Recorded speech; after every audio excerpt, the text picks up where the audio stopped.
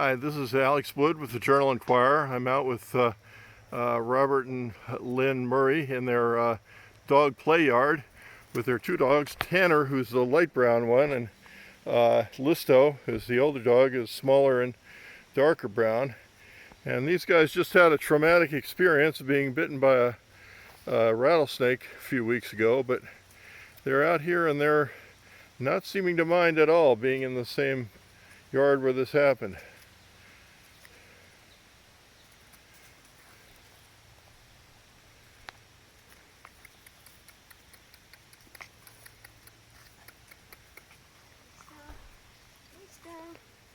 Listo, I can get you to dance.